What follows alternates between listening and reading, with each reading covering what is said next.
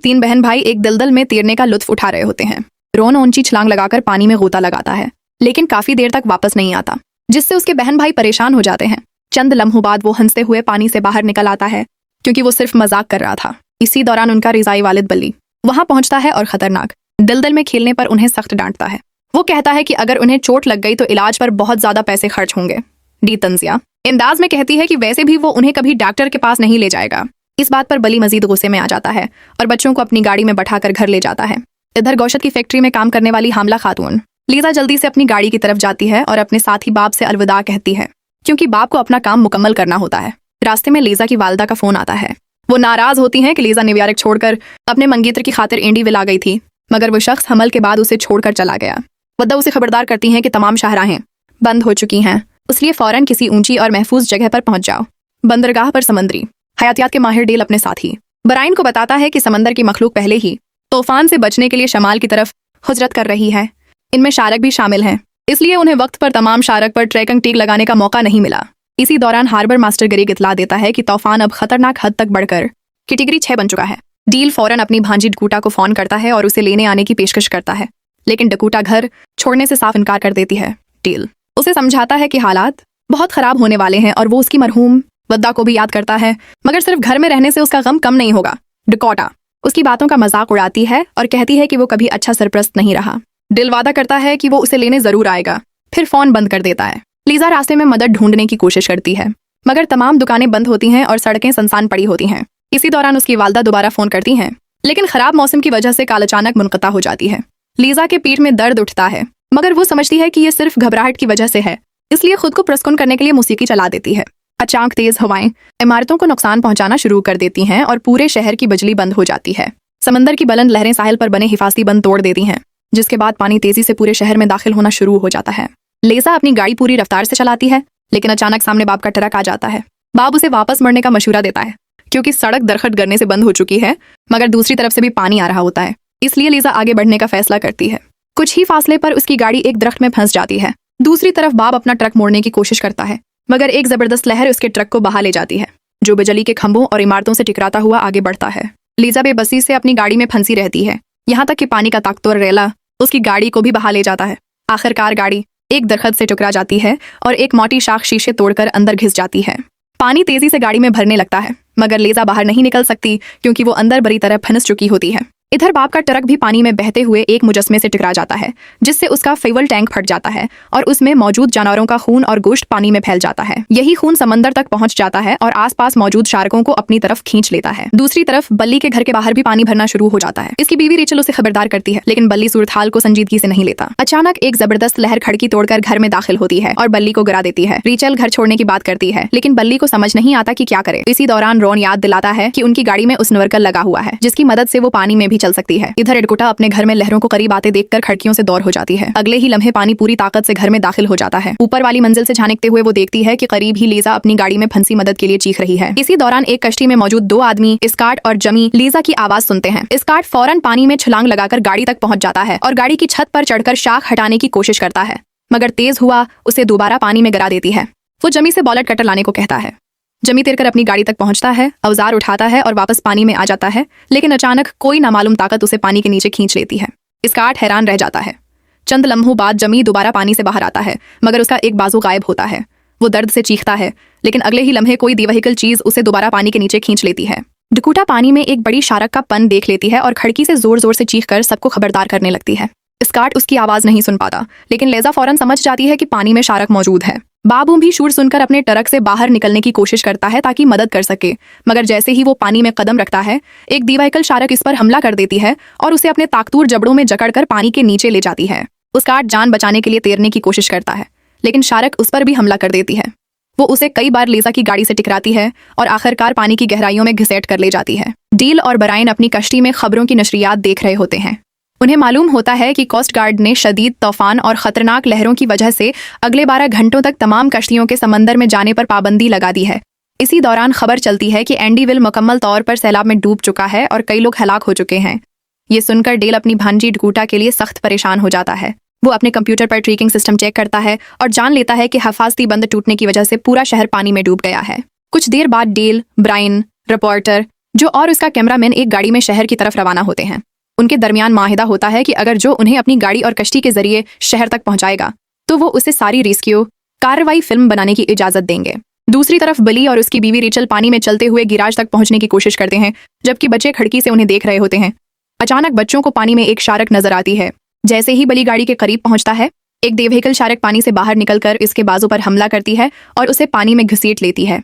Rachel उसे बचाने की कोशिश करती है, मगर दूसरी शार्क इस पर भी हमला कर देती है। बच्चे खौफ से चीखने लगते हैं। बल्ली एक लम्हे के लिए उनकी तरफ देखता है, मगर उन्हें बचाने के बजाय अपनी जान बचाने के लिए ट्रक की तरफ भाग जाता है, लेकिन शार्क दोबारा इस पर हमला कर देती है। उसी दौरान जख्मी रेचल खिड़की तक पहुंचने की कोशिश करती है, मगर शार्क उसे भी घसीट कर ले जाती है। बच्चे बेबसी से ये खौफनाक मंजर देखते रह जाते हैं। इधर लीजा की गाड़ी पानी से भर चुकी होती है और वो डूबने के करीब पहुंच जाती है। डकूटा 911 पर कॉल करती है, मगर तमाम लाइनें बंद होती हैं। लीजा उससे मदद की दरख्वास्त करती है, लेकिन डकूटा कहती है कि पानी में शार्क मौजूद है, इसलिए वो करीब नहीं आ सकती। जब लीजा बताती है कि वो हामिला है और उसके पेट में बच्चा है, तो डकूटा को एक बार फिर घबराहट का दौरा पड़ता है। कुछ लम्हों बाद वो खुद पर काबू पाती है और फैसला करती है कि वो लीजा को बचाएगी। वो नीचे जाकर बावर्ची खाने से एक बड़ा चाकू उठाती है, फिर खिड़की के जरिए बाहर निकलती है। बाहर कदम रखते ही वो फिसल कर पानी में गिर जाती है, मगर खुशकिस्मती से एक गाड़ी को पकड़कर खुद को बचा लेती है। वो इंतहाई एहतियात से एक गाड़ी से दूसरी गाड़ी और मुख्तलिफ चीजों का सहारा लेते हुए आगे बढ़ती है ताकि शार्क के हमले से महफूज रहे। आखिरकार वो लीजा की गाड़ी तक पहुंच जाती है। चाकू की मदद से गाड़ी की छत और अंदर फंसी शाखों को काटती है, फिर लीजा को बाहर निकालकर दोनों वापस डकूटा के घर पहुंच जाती हैं।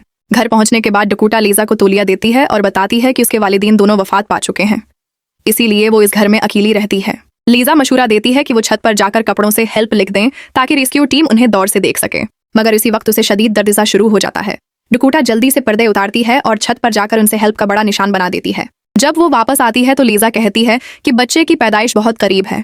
डकूटा देखती है कि बच्चे का सिर पहले ही बाहर आ चुका है, जिससे वाजे हो जाता है कि अब बच्चे की पैदाइश किसी भी लम्हे हो सकती है। टील ब्राइन जो और उसकी टीम कश्ती के जरिए सीलबजदा शहर में दाखिल होते हैं। ब्राइन का ट्रैकिंग सिस्टम दोबारा काम करना शुरू कर देता है, लेकिन इंटरनेट बंद होने की वजह से उन्हें सही रास्ता मालूम नहीं हो पाता। वो सिर्फ अंदाजे से आगे बढ़ते हैं। रास्ते में उन्हें पानी पर तैरती हुई जानवरों की लाशें नजर आती हैं, जिन्हें शार्क खा चुकी होती हैं। ये मंजर देखकर सब समझ जाते हैं कि पूरा शहर शार्कों से भर चुका है। इधर बली के घर में तीनों बच्चे एक मेज पर खड़े हैं क्योंकि पानी मुसलसल ऊपर आ रहा है। अचानक उन्हें एहसास होता है कि एक दरवाजा खुला रह गया है। डी फर्नीचर के ऊपर चलकर उसे बंद करने की कोशिश करती है, मगर एक शार्क जोर से दरवाजा धकेलकर अंदर आ जाती है। रॉन फौरन अपनी बहन की मदद करता है और बड़ी मुश्किल से उसे बचा लेता है। वो फैसला करते हैं कि अब घर की छत पर जाना ही वाहिद रास्ता है। डी को याद आता है कि तहखाने में गोश्त रखा हुआ है। वो वहां जाकर गोश्त ले आते हैं ताकि शार्कों की तोजा अपनी तरफ से हटा सकें। इसी दौरान जख्मी बली अचानक पानी से निकलकर मेज पर आ गिरता है। वो रेचल के बारे में पूछता है तो रॉन गुस्से से बताता है कि वो मर चुकी है और ये भी कि बली ने उन्हें मरने के लिए छोड़ दिया था। इसी वक्त एक लिफाफा पानी में तैरता हुआ आता है। उसके अंदर हुकूमत की तरफ से हर माह मिलने वाला चेक होता है।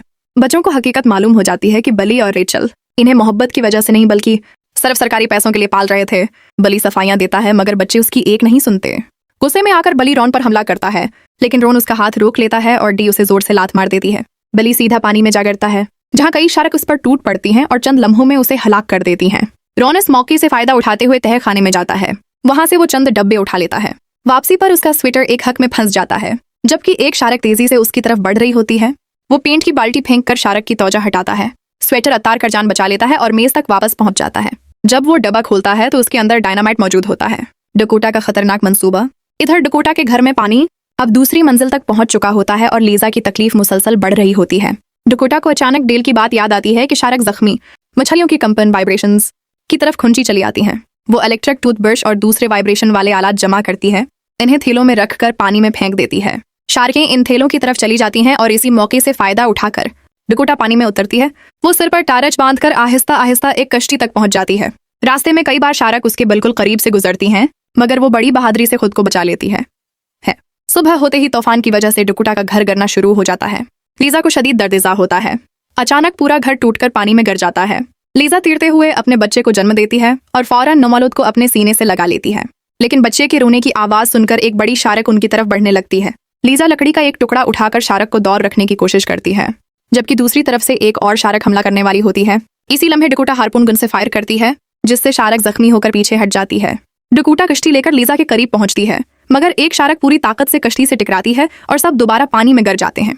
इसी वक्त डील और उसकी टीम मौका पर पहुंच जाती है। डील एक टीजर पानी में फेंकता है। बिजली के झटके से शार्कें खौफजदा होकर दूर हट जाती हैं, लेकिन एक जख्मी शार्क दोबारा हमला करने आती है। अचानक कई सालों से ट्रेक की जाने वाली अजीम सफेद शार्क नेली नमोदार होती है।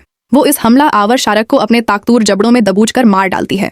इधर रॉन, डी और वल गोशत को डायनामाइट के साथ बांधकर पानी में फेंक देते हैं। पहले तो कोई शार्क नहीं आती, फिर वल को याद आता है कि शार्क कंपन महसूस करती हैं। तीनों बच्चे पानी में छलांगे लगाते हैं, जिससे पैदा होने वाली कंपन शार्कों को अपनी तरफ खींच लेती है। जैसे ही तमाम शार्कें डायनामाइट के करीब पहुंचती हैं, जबरदस्त धमाकी होता है। धमाके में तमाम शार्कें हलाक हो जाती हैं और घर के अंदर हर तरफ खून फैल जाता है। बच्चों को बल्ली की गाड़ी की चाबियां मिल जाती हैं और वो फौरन टर्क में बैठकर महफूज मकाम की तरफ रवाना हो जाते हैं। डेल, डकुटा, लीजा और उसका नौमौलूद बच्चा हिफाजत बचा लिए जाते हैं। डकुटा अपने मामू डेल को गले लगा लेती है। बराइन अपना फोन लीजा को देता है ताकि वो अपनी वालदा को कॉल करके बता सके कि वो और उसका बच्चा दोनों खैरियत से हैं। रिपोर्टर जो पूरी रेस्क्यू कार्रवाई की रिकॉर्डिंग जारी रखता है। कुछ अरसे बाद हार्बर मास्टर ग्रेग इतला देता है कि एक और ताकतूर समंदरी तूफान शहर की तरफ बढ़ रहा है, जिससे अंदाजा होता है कि खतरा अभी मुकम्मल तौर पर खत्म नहीं हुआ।